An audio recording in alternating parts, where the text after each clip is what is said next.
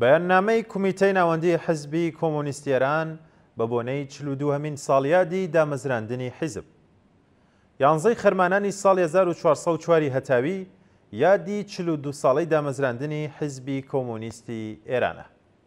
لەم ڕۆژەدا پێش هەموو شتێک ڕێزدەگرین لە یادی ئەو هاوسەنگەرانەی کە لە پێناو ڕزگاری چینی کرێکار و زەحمەتکێشان و ستەملێکراواندا گیانیان بەخت کرد. درود دەنێرین بۆ سەرجەمە و ئینسانە شۆڕژگێڕ و ئازادی خوازانەی کە لە ژێر دڕندەترین ئەشکەنجە لە زیندانەکانی ڕژێمی کۆماری ئیسلامیدا گیانیان لەدەستدا لە سێدارە دران یان لە سەنگەری خۆڕاگری و بەرخۆدانی شۆڕژگێڕانەی کوردستان لە ناو ڕیزەکانی پێشمەرگەی کۆمەڵدا و لە شەڕی ڕوبەڕوو لەگەڵ دوژمندا گیانیان بەخت کردو. هەروەها درود دەنێرین بۆ خۆڕاگری بنەماڵە سەربەرزەکانیان.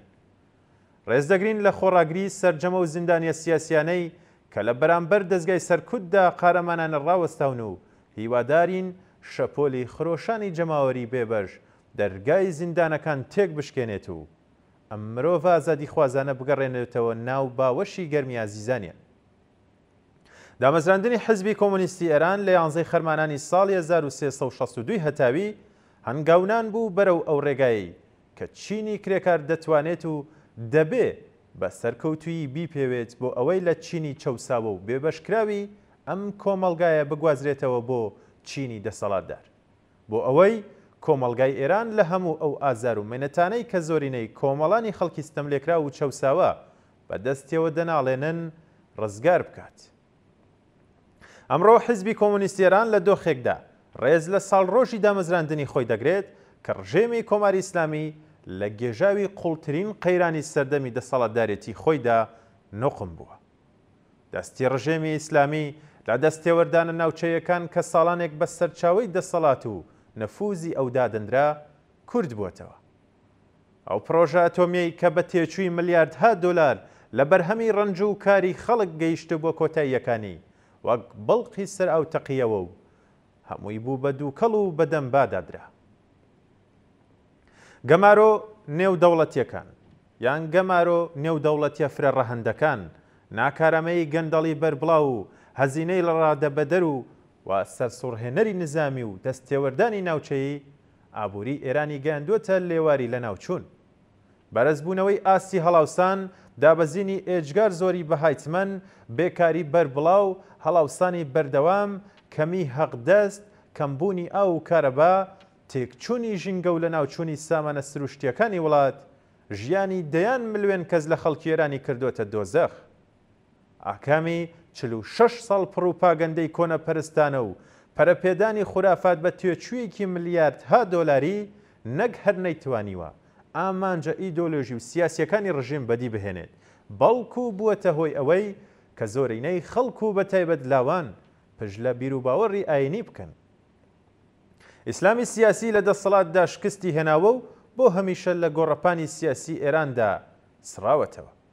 لە هەناوی ئەم دژوازیانە و لە سەربەستێنی پەرسەندنی بزوتنەوە کۆمەڵایەتیە پێشکەوت و خوازەکان دەرفەتێک ڕخساوە بۆ حیزبی کۆمۆنیستی ئێران تا شانبەشانی کۆمۆنیستەکانی دیکە، کرێکارانی وشیار، ژنانی ئازادی خواز، دادخوازانی بوێر و هەموو ئازادی خوازان لە ئاستی سەراسەریدا بە ئومێد بە داهاتوێکی گەش ئەرکە شۆڕژگەڕانەکانی خۆی بەرەو پێش ببات. حیزبی کۆمۆنیستی ئێران کە مرۆڤ لە چەقی ئامانج و بەرنامەکانیدا خۆی دەبینێتەوە لە ڕێگەی ڕێکخستنی خەباتی شۆڕژگەڕانەی کرێکاران و زەحمەت کێشانەوە هەوڵ دەدات بۆ دامەزراندنی حکومەتێکی شۆرایی و بەدیهێنانی ئازادی و سۆسیالیزم. سۆسیالیزم ئامڕازەکانی بەرهەمهێنان و سەروەت و سامانی گشتی لە پێناو بەرژەوەندی گشتی کۆمەلگا بەکاردەهێنێت. بە کوردکردنەوەی دەستی چینی سەرمایەدار پێگە و ئیمتیازاتی ئابووری و کۆمەڵایەتیان وەک چینی دەسەڵاتدار لێزەوە دەکات و دەیکات بە هاوڵاتیەکی ئاسایی کۆمەلگا.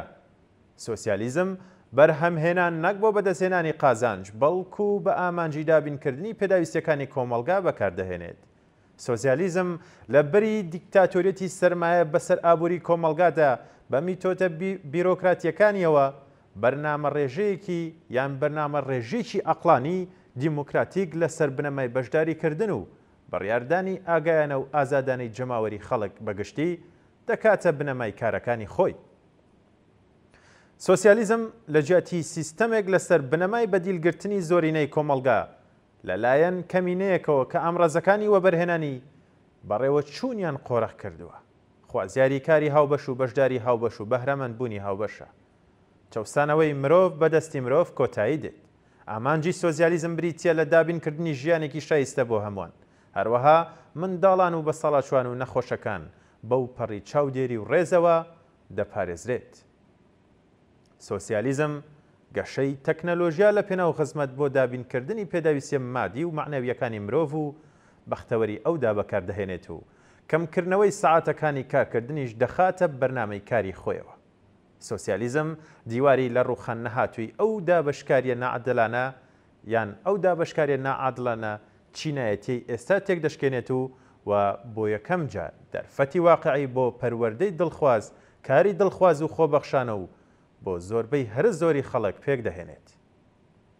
کۆمەڵگایەک کە خەمی بژێوی ڕۆژانە و سنوورداربوونە وێرانکەرەیەکانی ژیانی مرۆڤەکان ناخاتە ژێرگوشارەوە و پەرەنسیپی لە هەر کەس بە پێی توانای خۆی و بە هەر کەس بە پێی پێویستی خۆی زاڵ دەبێت.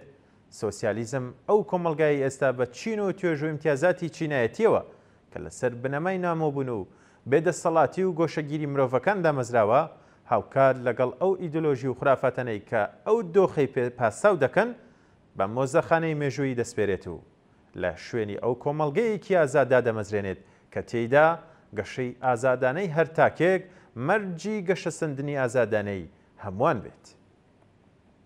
هاوتەریب لەگەڵ ئەم ئامانجانە ڕێبازی استراتیژی ئێمە بریتیە لە بەهێزکردن و دروستکردنی پەیوەندی نێوان بزوتنەوە کۆمەڵایەتیە پێشکەوت و خوازەکان لەوانە بزوتنەوەی کرێکاری، بزوتنەوەی ژنان، بزوتنەوەی معلیمان، خانشینان، پەرستاران، خوێندکاران و گەنجان، بزوتنەوەی شۆڕژگەڕانەی خەڵکی کوردستان و بزوتنەوەی ناڕەزایەتیەکانی تر.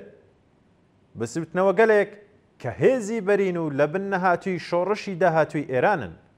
پەرەسەندنی ئەم بزوتنەوانە هەمەهەنگی لە دروشمەکاندا، هاوکاتی لە کردارەکاندا، دیاریکردنی تاکتیکی وشیارانە و کەم هەزینە و پاراستنی یەکگرتوویی هاوکات لەگەڵبوونی هەمە چەشنی بیرروڕا ئەرکی گرنگی سەرشانی پێشڕەوانی ئەم بزوتنەوانە و حیزبی کۆمۆنیستی ئێرانن.